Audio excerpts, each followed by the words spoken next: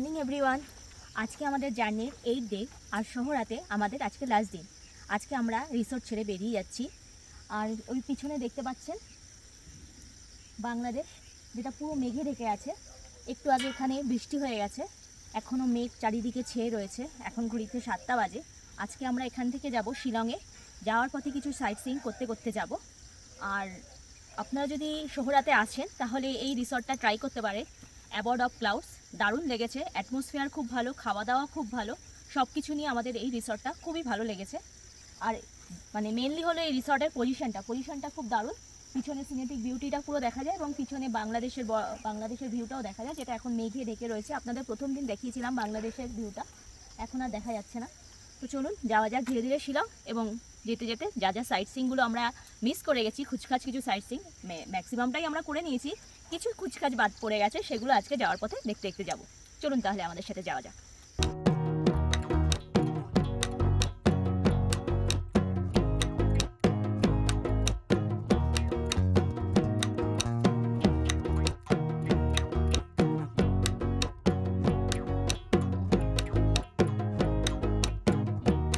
এই যে সেই রাস্তা, আমরা পরশুদিন এই রাস্তা থেকেই ফিরেছিলাম। এই রাস্তা থেকে ফিরতে গিয়ে অবস্থা খারাপ হয়ে গেছিলো। প্রথমত প্রায় 1 ঘন্টা আমরা জ্যামে আটকেছিলাম, পুরো দাঁড়িয়েছিলাম। তার মধ্যে এই যে রাস্তা দেখতে পাচ্ছেন কি অবস্থা।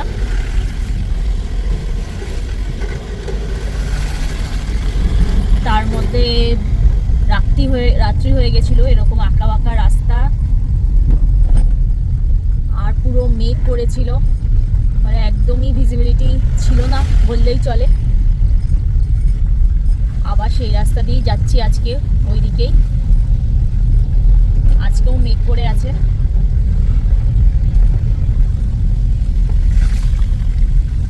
খুবই খারাপ অবস্থা রাস্তা।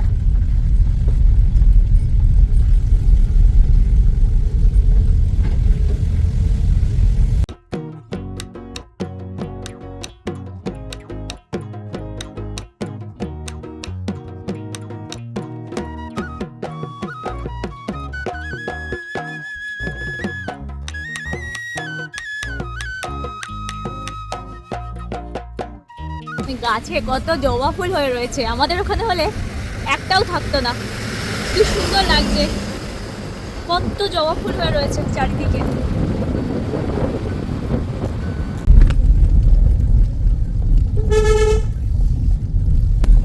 ডাউকি যাওয়ার রাস্তাটা খুবই বাজে।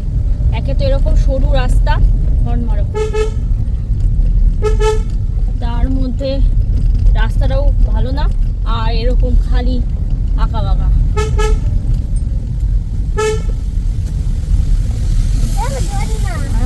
একটা ঝর্ণা গেল। রাস্তা এখানে একটা ট্র্যাক খারাপ হয়ে গেছে। এখানে সব মাঝখান দিয়ে যায়, আর ট্রাকগুলো খারাপ হয়ে মাঝখান রাস্তায় পড়ে থাকে।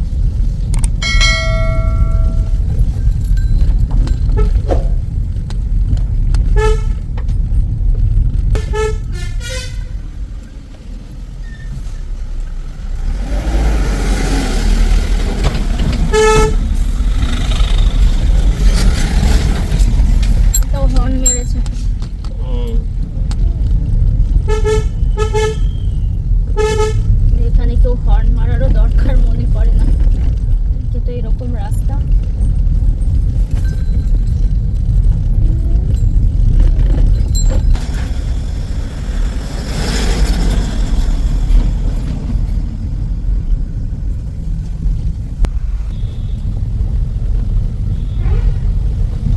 বাবাই দেখ, সেদিনকে এই নৌকাটায়, ওই নদীটায় আমরা বোটিং করেছিলাম, ওই সাইডে দেখ, তাই না?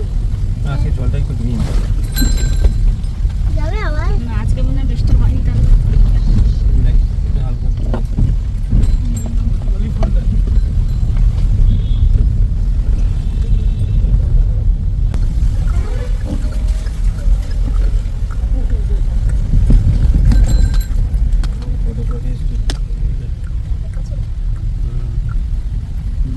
জলটা সত্যি গ্রিন আছে, দেখো দিক দিয়ে।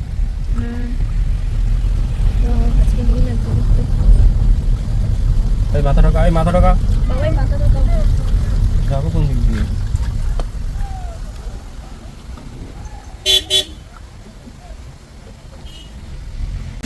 এই দেখুন সামনে একটা গাড়ি এরকম ভাবে আটকে পড়ে রয়েছে, আর ভাবে বেরোতে হলো, সামনে আবার আটকে গেছে।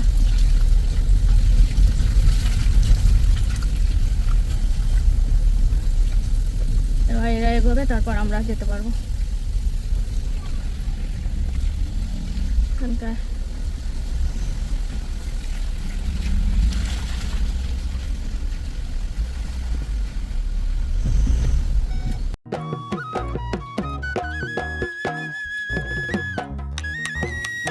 এই দিন ডাউকির ব্রিজটা ক্রস করতে করতেই আমাদের অবস্থা খারাপ হয়ে যায়। বিশাল জ্যাম ছিল, এবং এর আগের দিন যেদিনকে আমরা ডাউকিতে এসে বোটিং করেছিলাম সেদিনকেও অবস্থা প্রায় এরকমই ছিল, কিন্তু সেদিন আমরা এত দূর আসিনি। আমরা ডাউকি ব্রিজ ক্রস করার আগেই এক বোটিং পয়েন্টে নেমে বোটিং সেরেছিলাম, কারণ আমরা জানতাম অলরেডি তখন আমাদের দেরি হয়ে গেছিলো। এখন যদি ব্রিজ ক্রস করে অরিজিনাল বোটিং পয়েন্টে আসি, এই যে আপনারা যেটা দেখতে পাচ্ছেন বাদিকে, এইটা হচ্ছে হলো অরিজিনাল এদের বোটিং পয়েন্ট। আপনারা যদি আসেন এখানেই বোটিং করবেন, কিন্তু আমরা আগে করেছিলাম, এইখানে অবধি আসতেই আমাদের অবস্থা খারাপ হয়ে গেছিলো সেদিনকে, তাই জন্য আমরা আর রিস্ক নিইনি, আমরা আগে বোটিংটা সেরে নিয়েছিলাম।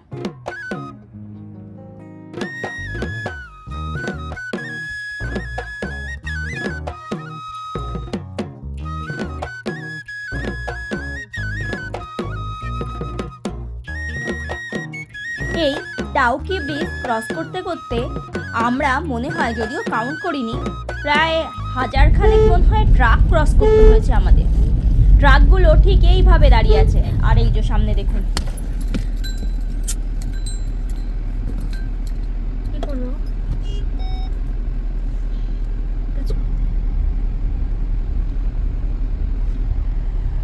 কি অবস্থা এদের! দাদাগিরি, পুরো ফুল দাদাগিরি। এখান থেকে ঢুকো, ওদিক দেবে।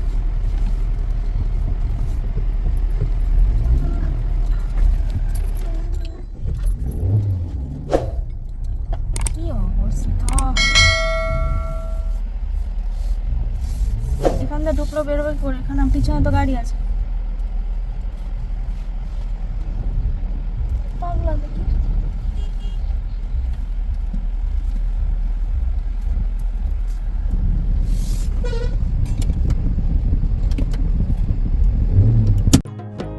অবশেষে আমরা একটু ফাঁকা রাস্তায় পড়লাম। এতক্ষণ ধরে এত ট্রাক দেখে দেখে অবস্থা খারাপ হয়ে গেছিল। প্রথমত ট্রাক তো প্রচুর ছিলই, প্লাস হচ্ছিল এরা চালাচ্ছিল বাজেভাবে। আপনারা দেখলেনই, এরা ডান দিকেই খালি চলে আসে।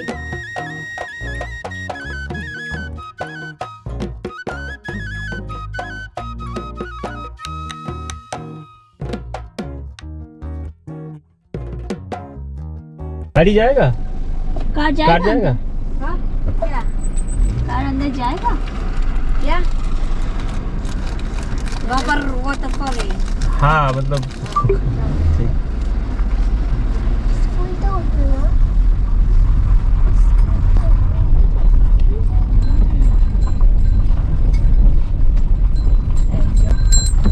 গ্রামশুরির সামনে 1 কিলোমিটার রাস্তা এরকম। মেন রাস্তায় যেতে যেতে ডান দিকে একটা এরকম রাস্তা ছিল, অ্যারো দেওয়া ছিল ক্রামশুরি ওয়াটার ফলসে। তো সেই রাস্তাতে আমরা ঢুকে গেছি, বাট রাস্তাটা এরকম।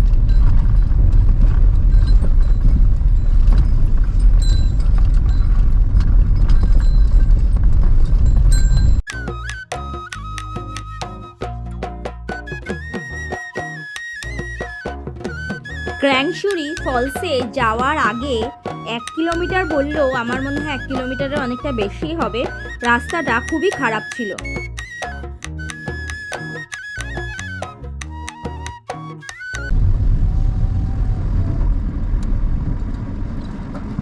हाँ 50 रुपीज़। यहाँ पे क्यों ज़्यादा है? हर जगह तो 30 रुपीज़ करके है। दूसरा जगह तो 30 रुपीज़ करके है। Thank you. आपका कहाँ से है? हाँ, आपका कहाँ से? कोलकाता से। खुद करो। हाँ, वेस्ट बंगाल से, कोलकाता से आए हैं।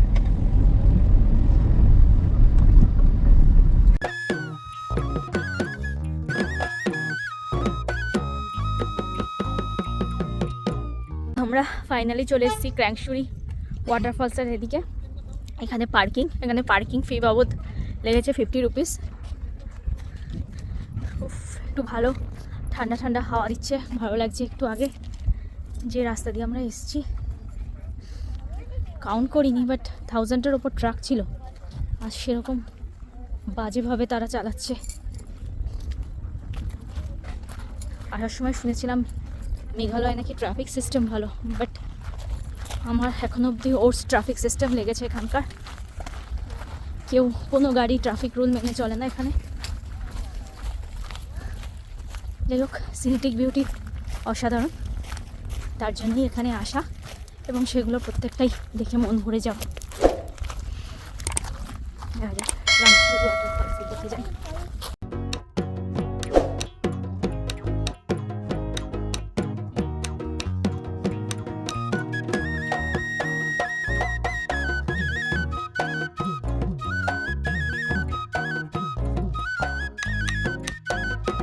এখানে যাওয়ার সময় প্রথমে কিছুটা রাস্তা এরকম ঢালু হয়ে নেমে যায়, তার কিছুক্ষণ পরে অনেকগুলো স্টেয়ার ক্রস করতে হয়।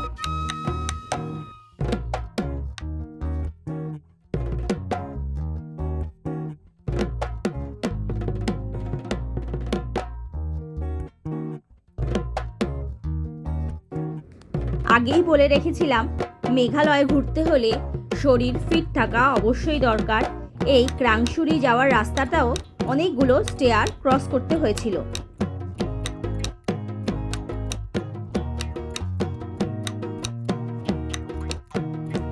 নিচে নামার সময় তো স্টেয়ারগুলো ক্রস করা যায়, কিন্তু প্রবলেম হয় উপরে ওঠার সময়।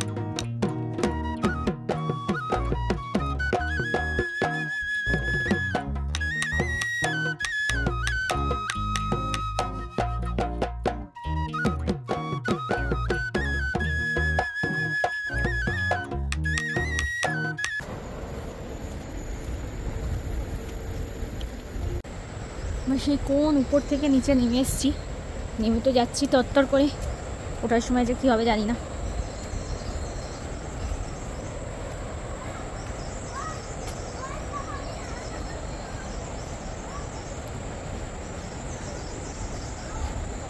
তিনশোটা সিঁড়ির ওপর হয়তো আমাদের নামা হয়ে গেছে, আরও কতগুলো তার নেই ঠিক। সামনে মনে হচ্ছে টিকিট কাউন্টার রয়েছে।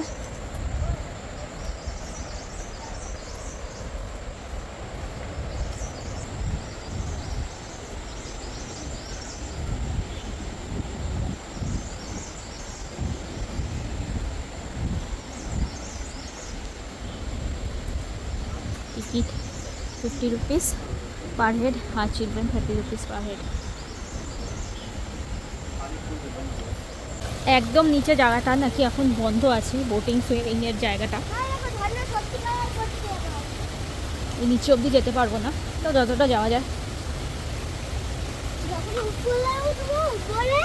হ্যাঁ,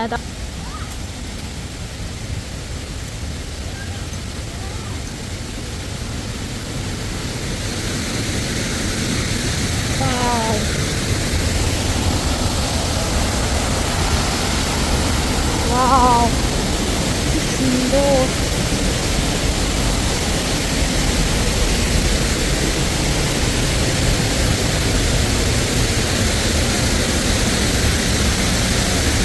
এই রাস্তা দিয়ে এখানে আরও নিচে যাওয়া যেত, কিন্তু ওখানে জল জমে গেছে বলে এখন রাস্তাটা বন্ধ আছে। বোটিং সুইমিং সবই এই রাস্তা দিয়ে নিচে নেমে করতে হতো, বাট এখন জল জমে আছে বলে বন্ধ আছে।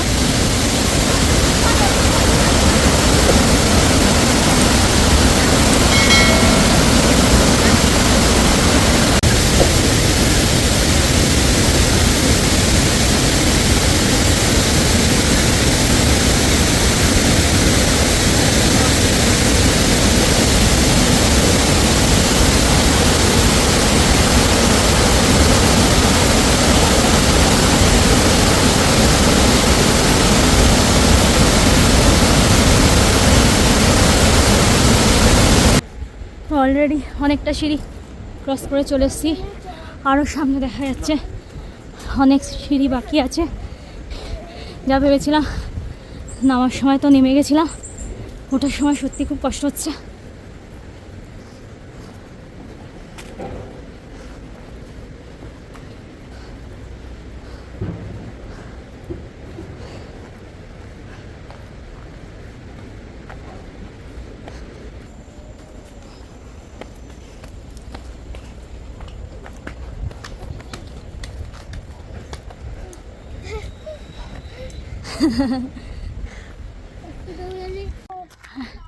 ফাইনালি উঠে গেছি আমরা ক্রাংশুরি ওয়াটারফল থেকে।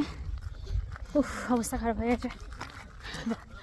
উপরে রোদ, নিচে অতখানি চড়াই উতরাই।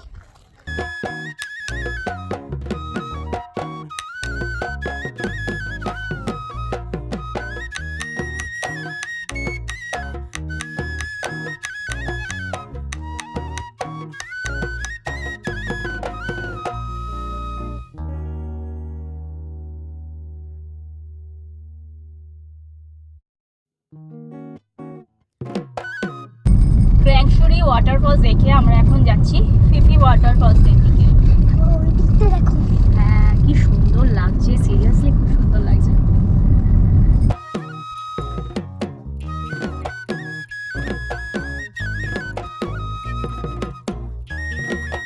ক্রাংশুরি ক্রস করে ফেফে ফল যাওয়ার রাস্তাটার সিনেটিক বিউটি ঠিক এরকম ছিল। কি অসাধারণ লাগছে রাস্তার দুধার দেখতে।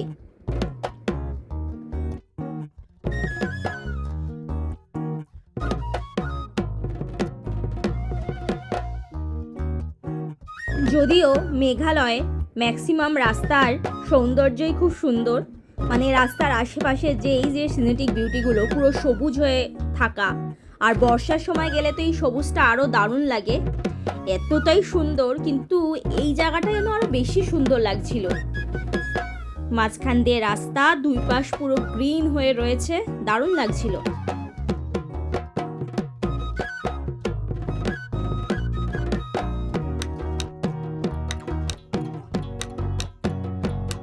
রাস্তায় যেতে যেতে ডান সাইডে অ্যারো দেখে আমরা ঢুকে পড়লাম ফেফে ফল যাওয়ার উদ্দেশ্যে।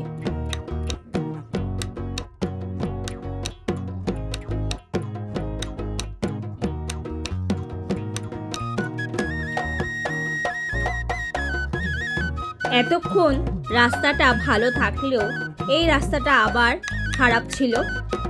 এই রাস্তাটা দেখে মনে হচ্ছিল না যে সামনে কিছু থাকতে পারে। যদিও গুগল ম্যাপে ডাইরেকশন অনুযায়ী আমরা এই রাস্তা ধরেই এগোতে লাগলাম ফেফে ফলসের দিকে।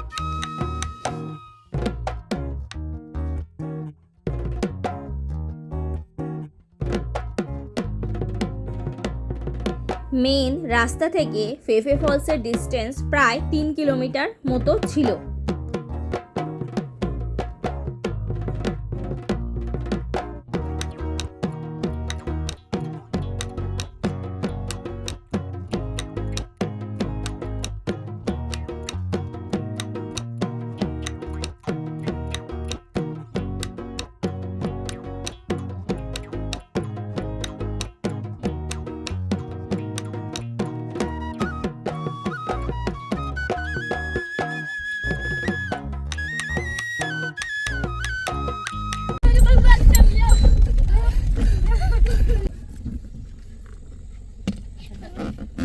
Half from this place. 2 kilometer. Viewpoint ka? Thank you. Bye bye. তো আমরা এখন ফিফি ওয়াটারফলের দিকে যাচ্ছি। এখানে গাড়ির জন্য এন্ট্রি ফি নিল 100 রুপিস, অনেকটাই বেশি। তাও আবার এরকম রাস্তা।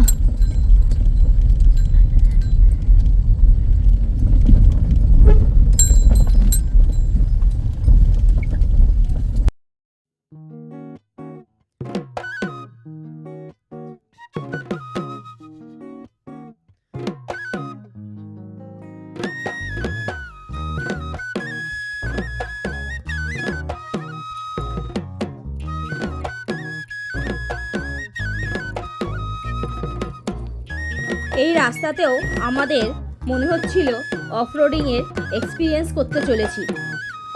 পুরো রাস্তাটাই এরকম খুবই খারাপ। এবড়ো খেবড়ো। বাপরে, পুরো অফরোডিং হচ্ছে আমাদের। ঠিক আছে, ওই যে আর নিচে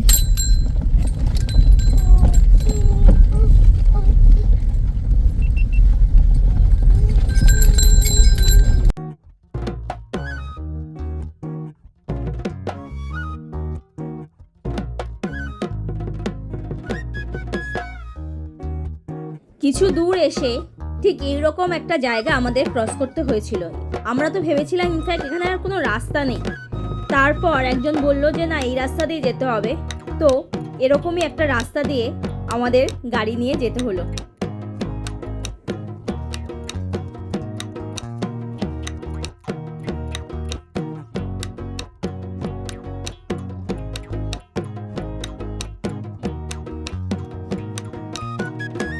এই রাস্তাটা পুরো অ্যাডভেঞ্চারাস ছিল।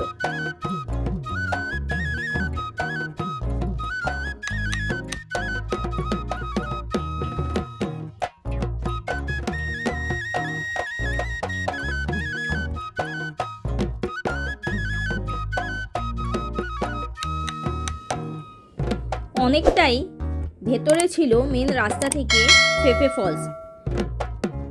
এরকম রাস্তা দিয়ে ড্রাইভ করে যেতে যেতে একটু কনফিউশন হচ্ছিল, যদিও অপোজিট সাইড থেকে দু একটা গাড়ি আসার ফলে একটু কনফিউশন দূর হলো যে না, এখানে রাস্তা আছে এবং এখান দিয়ে গাড়ি যায়। বাট জানি না, ফেফে ফলসের কোনো চিহ্ন আশেপাশে দেখা যাচ্ছিল না। আদৌ ফলস আসে কি না সেটা নিয়েও আমাদের একটু সন্দেহ ছিল।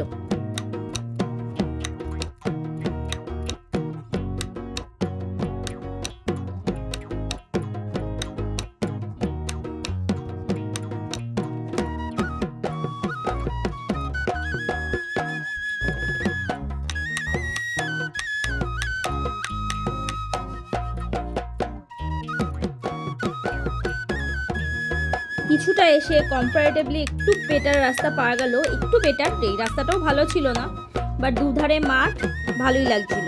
অবশেষে পার্কিং জোনে আমরা আসলাম। পুরো প্রায় 2.5 কিলোমিটারের ওপর অফ রাইডিং করে আসলাম ফিফি ওয়াটারফলসের পার্কিংয়ে। ওই দূরে দেখা যাচ্ছে ওয়াটারফলসটা। আয় দিক দিয়ে, আয় বাবা।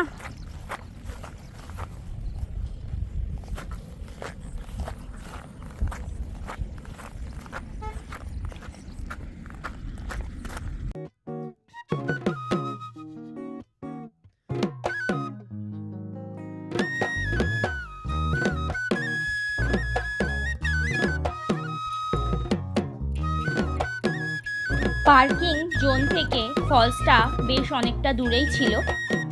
এরকম রাস্তা ধরে আমাদের এগিয়ে যেতে হলো ফলসের দিকে।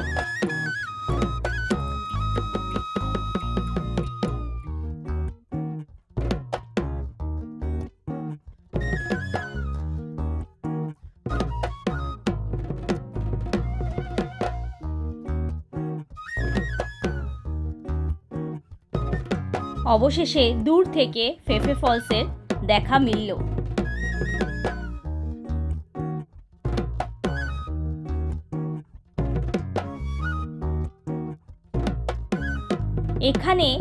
এখানকার লোকাল এক পুচকের কাছ থেকে একটা লাঠি আমরা নিলাম। ও এসে ইনসিস্ট করলো গাড়ি থেকে নামার পরপরই লাঠি নেওয়ার জন্য, তাই জন্য নিলাম। সন্দেশের জন্যই নিলাম, লাঠি এখানে কি করতে কোনো দরকার নেই। বাট দেখুন সামনে এই লাঠি নিয়ে কি হচ্ছে। সন্দেশ এবং ওই পুচকে দুজনেই খেলতে ব্যস্ত এই লাঠি নিয়ে।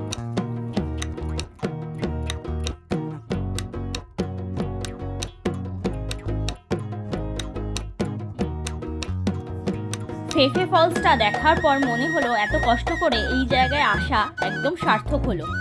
এত সুন্দর ফলসটা ছিল, দারুণ লাগছিল।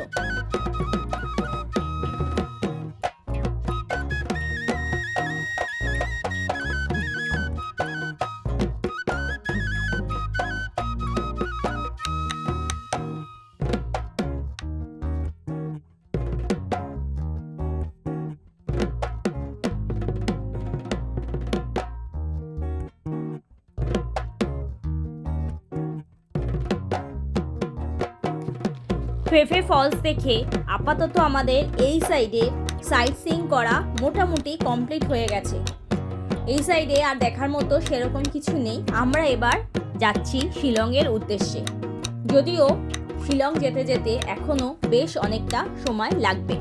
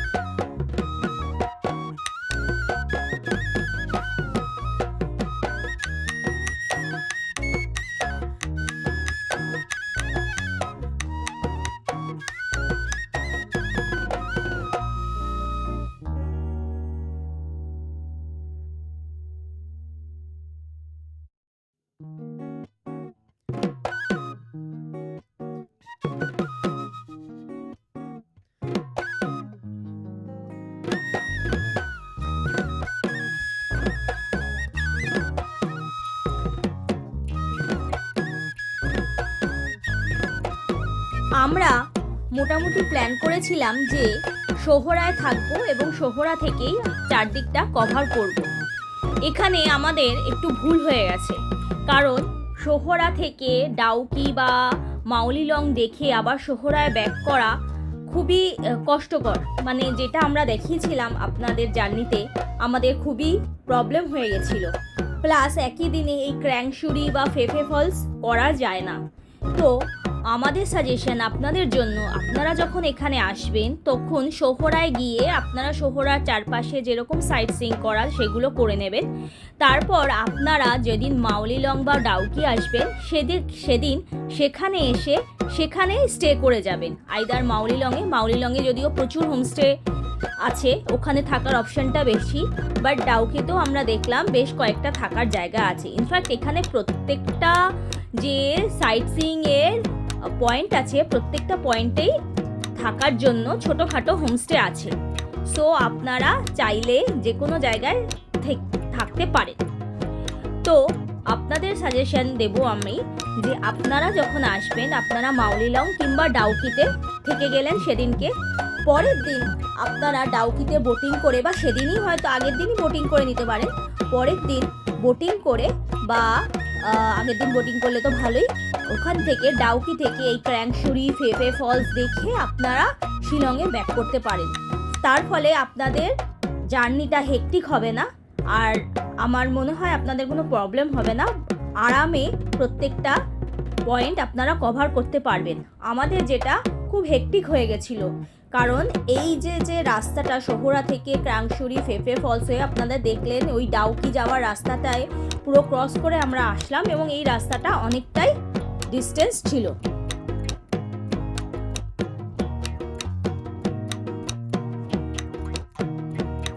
আমরা ভেবেছিলাম শিলং ঢোকার আগে আমরা শিলংয়ের কয়েকটা পয়েন্ট কভার করব, কিন্তু অলরেডি শিলং ঢুকতেই আমাদের সন্ধে হয়ে যাবে, তাই পয়েন্টগুলো বন্ধ হয়ে যাবে, তাই আমাদের আর দেখা হবে না। এই কারণেই আমরা বললাম যে আপনারা যখন আসবেন ওখানে স্টে করলে আপনারা সকাল সকাল বেরিয়ে পড়তে পারবেন, ফলে শিলং ঢোকার আগে আপনারা এখানকার কয়েকটা পয়েন্ট কভার করে যেতে পারবেন। আজ রাতে আমাদের স্টে শিলংয়ের সেই পাইন হিল কমফোর্ট স্টেতে। আমাদের জার্নি আজ এইটুকুই। আজ আমাদের এই জার্নি কেমন লাগলো অবশ্যই আমাদের জানাবেন। ভিডিওটা ভালো লাগলে লাইক শেয়ার কমেন্ট অবশ্যই করবেন, অ্যান্ড অবশ্যই পরবর্তী ট্রাভেল ব্লগ দেখার জন্য আমার এই চ্যানেলটা সাবস্ক্রাইব করে যাবেন। ভালো থাকবেন, সুস্থ থাকবেন, টাটা।